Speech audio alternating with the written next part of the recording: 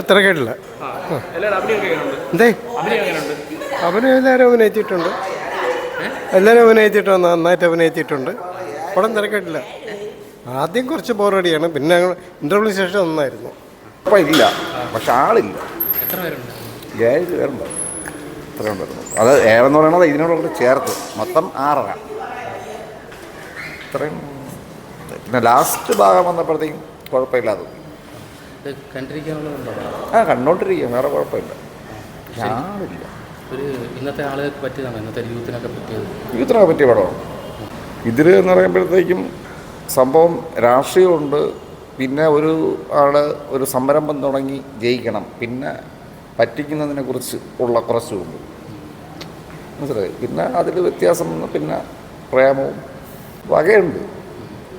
പക്ഷേ ഇന്ന് ഞങ്ങളൊന്നും കൊണ്ടപ്പോൾ ഇത്ര ആളെ ഉള്ളൂ.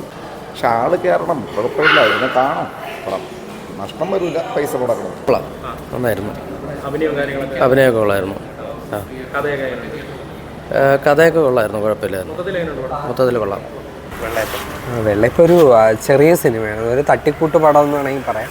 പിന്നെ ഞാനൊക്കെ കുറേ നാൾ തൃശ്ശൂരൊക്കെ ജോലി ചെയ്തിട്ടുള്ളതുകൊണ്ട് അപ്പോൾ നമ്മുടെ തൃശ്ശൂരുകാരുടെ ഒരു നൊസ്റ്റാൾജിയാണ് ഈ പറഞ്ഞ പോലെ നമ്മളുടെ വടക്കുന്നാഥ ക്ഷേത്രം, തേക്കൻകാട് മൈതാനം എന്ന് പറയുന്ന പോലെ തൃശ്ശൂരിലെ പുത്തമ്പള്ളിയും അതിനടുത്തുള്ള ഈ വെള്ളയപ്പം അങ്ങാടി ഒക്കെ പറയുമ്പോൾ വെള്ളയപ്പം വിറ്റ് ജീവിക്കുന്ന ആ ഫുള്ള് ആ തെരുവ് മുഴുവനും വെള്ളയപ്പം വിൽക്കുന്ന കടകളും അത് ആശ്രയിച്ചിരിക്കുന്ന കുടുംബങ്ങളും ഒക്കെയാണ്.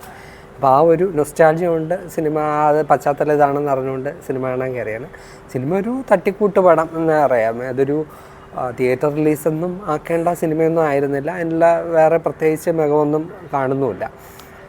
പിന്നെ റോമ എനിക്ക് തോന്നുന്നൊരു 8-10 കൊല്ലത്തിന് ശേഷം റോമ അഭിനയിക്കുന്ന മലയാള സിനിമയാണെന്ന്. റോമ അതിലൊരു പ്രധാനപ്പെട്ട കഥാപാത്രം തന്നെ, ഒരുപാട് സീനിയറിലൊന്നും ഇല്ലെങ്കിലും കുറച്ച് സീനിയറിലുണ്ട്.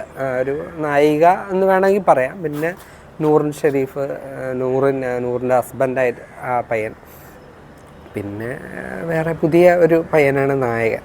അങ്ങനെ ഒരു ചെറിയൊരു സിനിമ. ഇത് ഒരു സിനിമയാക്കി തിയേറ്ററിലൊക്കെ ഇറക്കേണ്ടി ഇരുന്നോ എന്നൊരു സംശയമുണ്ട്. പിന്നെ ഈ നിർമ്മാതാവ് ചിലപ്പോൾ ഒരു പക്ഷേ സിനിമ നിർമ്മാതാവ് ആവണം എന്നുള്ള വല്ല ആഗ്രഹം കൊണ്ട് സിനിമ നിർമ്മിച്ചാണോ എന്ന് അറിയാൻ പാടില്ല. ഒരു തട്ടിക്കൂട്ട് പടം എന്നുള്ള ഇതേ ഉള്ളൂ.